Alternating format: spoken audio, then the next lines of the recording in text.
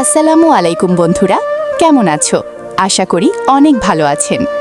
আজকে আমি তোমাদের একটা কৃষকের গল্প শোনাতে চলেছি। চলো ভিডিওটা শুরু করা যাক।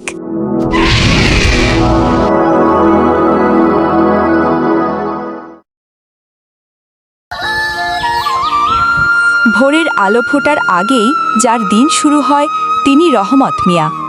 আমাদের চারপাশের কোলাহল যখন ঘুমে মগ্ন থাকে, তখন তিনি এক বুক আশা নিয়ে পা বাড়ান মাঠের পানে, যার কাছে এই মাটির সুবাস পৃথিবীর যে কোনো দামি সুগন্ধির চেয়েও অনেক বেশি পবিত্র, অনেক বেশি দামি।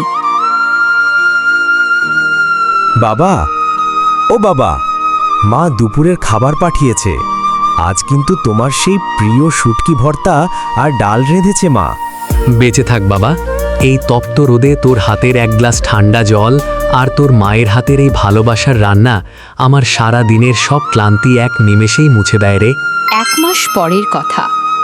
বাবা, তুমি এত কষ্ট করো, রোদে পুড়ে কালো হয়ে যাও, বৃষ্টিতে ভিজে অসুখ বাঁধাও, তোমার কখনো রাগ হয় না এই মাটির ওপর?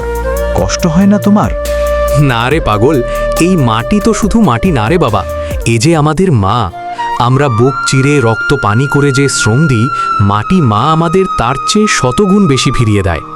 এই যে দেখছিস সোনালি ধানের শীষগুলো বাতাসে দুলছে, এগুলো শুধু ধান না রে, এগুলো আমাদের এক একটা স্বপ্ন।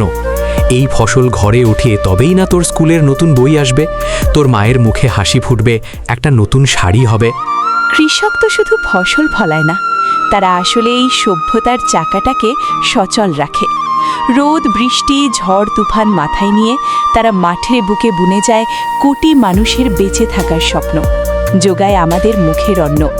স্যালিউট জানাই মাঠের সেই সব নীরব নায়কদের, আমাদের জীবনের আসল কারিগরদের। ধন্যবাদ। ভিডিওটা ভালো লাগলে লাইক দিয়ে চ্যানেলটাকে সাবস্ক্রাইব করুন সবার আগে আমাদের ভিডিও পেতে। আর ভিডিওটি কেমন হয়েছে কমেন্ট করে জানাবেন প্লিজ। পরবর্তীতে কেমন ভিডিও চান কমেন্টে বলে যান। খোদা হাফেজ।